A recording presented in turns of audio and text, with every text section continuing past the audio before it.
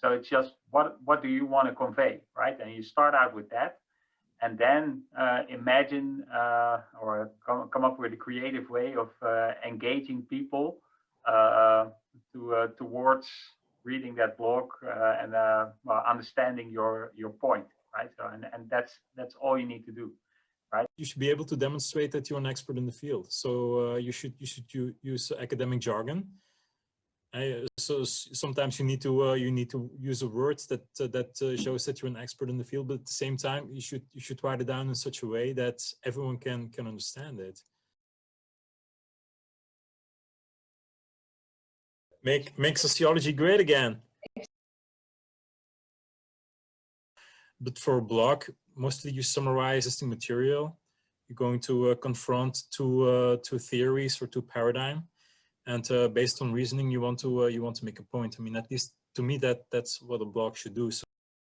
And it doesn't confuse, right? So people after reading, everybody knows what it is that you wanted to convey to them.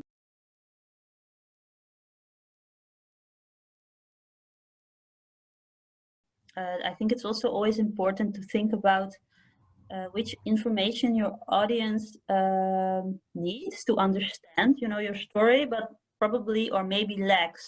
So always try to think like, okay, because you are an academic in this field, so you have certain knowledge that you think maybe everybody knows, but it's very important to try to think for the people who don't know this, and always try to either avoid it or to explain it in a short and easy way. I think it's always very important to not just stay into the abstract, but if you can give examples, very clear examples of things that are being told, then you should always do that.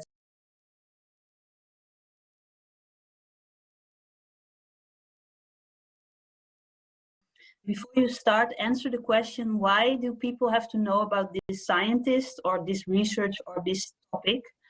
I think it's very important to think about it, because if you cannot really answer that question, then you're not probably able to write an interesting article. Also, how I think lots of times it really helps to brainstorm with one or two other people about the topic. We do it also in our gatherings, because you know, it makes ideas come and somebody knows somebody else, or it's a bit easier sometimes than to do it all by yourself. So it's also a tip to talk with others. First of all, I think it's already very good before you start to think how many words you want to spend on a topic. On a topic which needs more explanation, we use around 800 words, and for a bit more long read, we use 1200 words, which is not super much, but it's also kind of proven that online people usually don't use super long articles. So from a certain amount of words that is just too long, and you will just lose like an audience.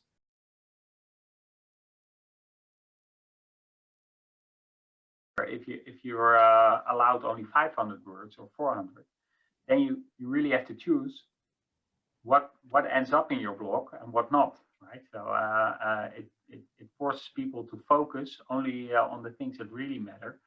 Well, it might take you longer, so you think it won't take you longer, but well, you don't have to go through this selection process of what is actually important or not. So it will take you longer to write the blog.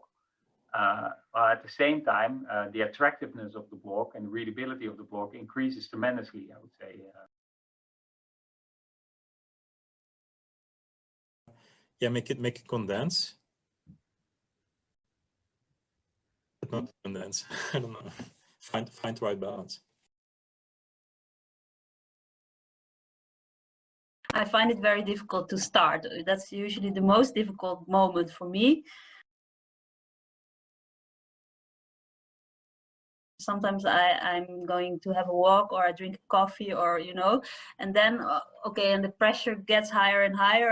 I really think, okay, I have to start now. And actually, in that sense, my tip is you just start. So don't feel like immediately a huge mountain that you have to have the perfect beginning. like I do. Because usually if you start, it will somehow evolve or something. You know, you start, and then maybe the first sentence that you wrote was not good, and you change it for something else, and then all of a sudden you are in the process, and it goes on. You should just think a bit like, how can I start an opening that people immediately think like, oh yeah, I want to know more about this, and then write that down for yourself and also for the other.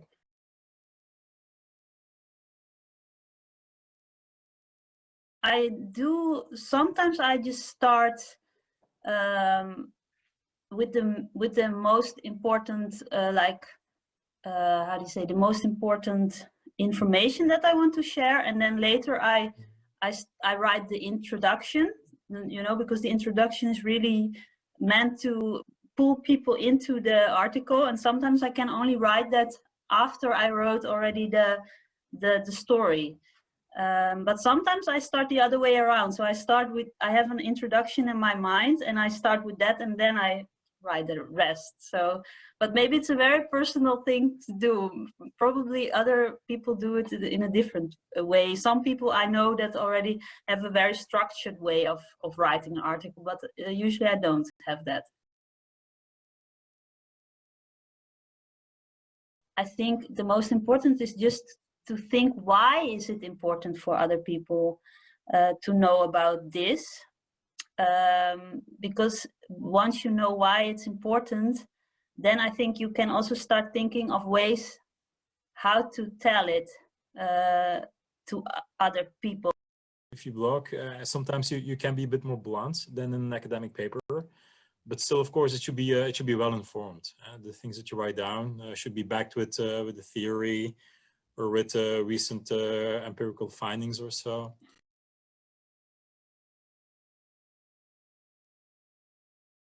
And why would you write words on explaining something that is already well described in a clip on YouTube or so?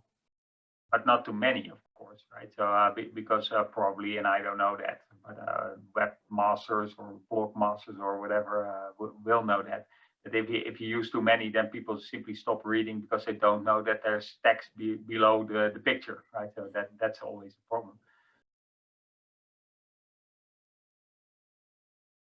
For instance, if you're blogging about research yeah, so it doesn't make any sense, I would say, to include a table because that's always hard to understand for a broader audience. But if you're able to make a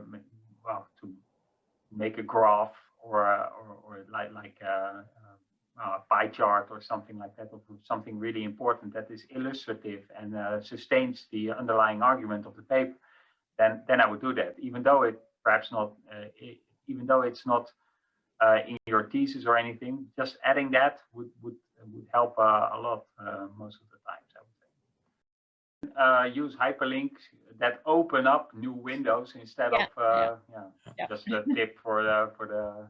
Yeah, that's better. Because everybody will leave your website then, right? It draws the attention of the reader a lot, and if it's really remarkable, then it may also push readers to continue reading, even though they're right in the middle of a very dull part. And you think, well, I want to know about this quote, so I'm right. So I think it also works. Try to use something that is very clear, so it's easy to read, because it all influences if people like to read your article. The text, I think online is very important to divide it in very short paragraphs, because it reads way easier also on your phone than when you have these long paragraphs. It's good to use a subtitle, but don't use only one subtitle, because that's stupid. But if you have like three parts of an argument, then maybe 3 different subtitles.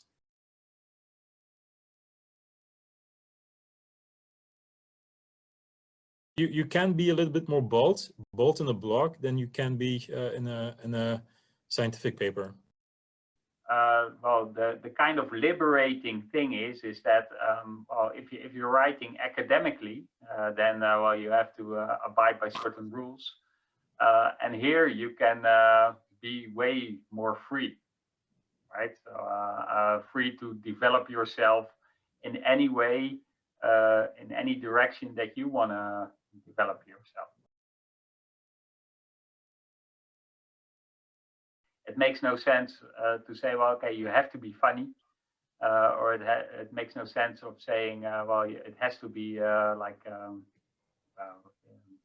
Jip and Janneke taal, right? So in Dutch, like really, really simple. If you're not used to that, just write how you would like to write. I think that's the most important.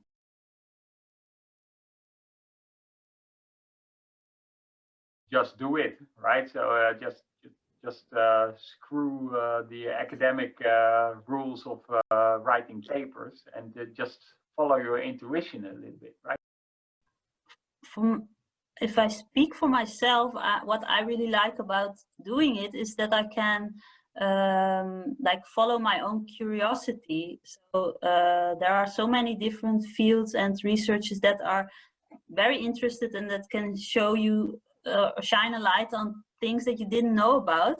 And if you are curious about society in a bigger range, then the nice thing of writing a blog, and maybe it's also one of the keys for a successful blog, if you use your own curiosity to write it,